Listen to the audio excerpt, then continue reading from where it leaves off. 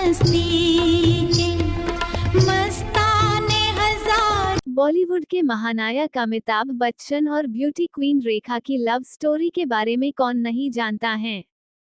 फिल्मी दुनिया में एक दौरा ऐसा भी था जब अमिताभ बच्चन और रेखा की ऑन स्क्रीन जोड़ी को बॉलीवुड की सबसे हॉट जोड़ी कहा जाता था और इनकी अफेयर्स के चर्चे लोगों की जुबां पर होते थे। अभी आपने देखा है कि कोई औरत इतना पागल हो रही है किसी आदमी के लिए, वो भी शादीशुदा आदमी के लिए।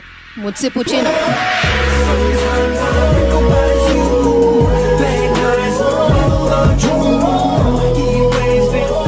कहा जाता है कि दोनों में सीक्रेट लव था।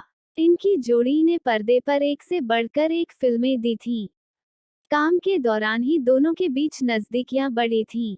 अमिताभ ने तो कभी रेखा के संग प्यार को कबूल नहीं किया, लेकिन रेखा आज भी दिल ही दिल में उनको अपना मानती हैं। तो चलिए फिल्मी बाबू के बॉलीवुड क्लासिक स्टोरी में आज आपको बताते हैं अमिताभ और रेखा की लव स्टोरी के बारे में। ये सच है पिया, सब कहते हैं मैंने तुझको दिल दे दी। वर्षों से कई पीढ़ियां अमिताभ बच्चन और रेखा के फिल्मी गानों को सुनकर बड़े हुए हैं। कहा जाता है कि जब रेखा और अमिताभ के बीच प्रेम की चिंगारी धधक रही थी, उसी बीच रेखा बॉलीवुड के दिग्गज कलाकार ऋषि कपूर की पत्नी और अपनी करीबी दोस्त नीतू सिंह की शादी में सिंदूर लगाकर और मंगलसूत्र पहनकर पहुंच गई थीं। कहा जाता है कि तब मीडिया में अफवाह फैल गई कि रेखा ने अमिताभ बच्चन से शादी कर ली है। हालांकि कई अफवाहों के बाद रेखा ने एक इंटरव्यू में बताया था, उस शाम वह सीधे शूटिंग के सेट से कार्यक्रम में पहुंची थीं। सिंदूर और मंगलसूत्र उनके किरदार का हिस्सा था और वह उसे उतारना भूल गई थीं। रिपोर्ट्स की माने तो अमिताभ बच्चन और रेखा ने साल 1976 फिल्म दो अनजाने के दौरान एक दूसरे को डेट करना शुरू किया था।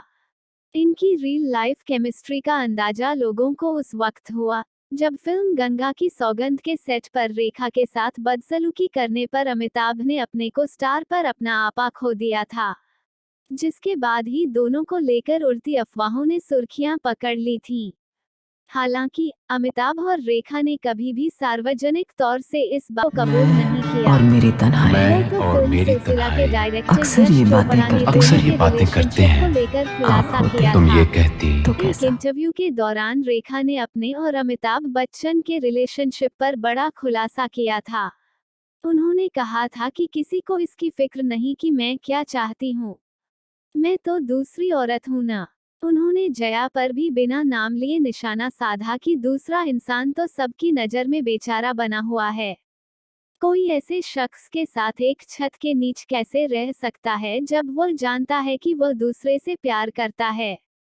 मुझे तुम नजर से गिरा तो रहे हो, मुझे तुम कभी भी भुला ना सकोगे।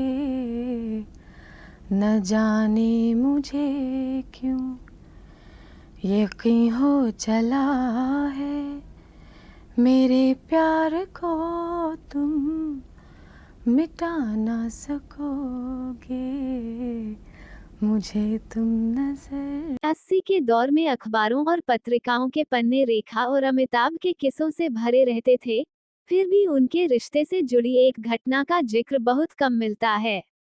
अमिताभ और रेखा के बीच जब रिश्ता काफी गहरा था, तब बिग बी फिल्म लावारिस में काम कर रहे थे, जिसमें एक खूबसूरत ईरानी डांसर भी काम कर रही थी। एक खबर तुरंत अखबारों की सुर्खियां बन गईं कि अमिताभ बच्चन डांसर के प्यार में पड़ गए हैं।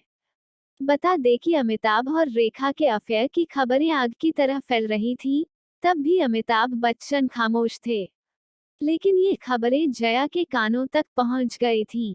एक बार जब अमिताभ बच्चन घर पर नहीं थे तो जया ने एक रात रेखा को अपने घर खाने पर बुलाया था।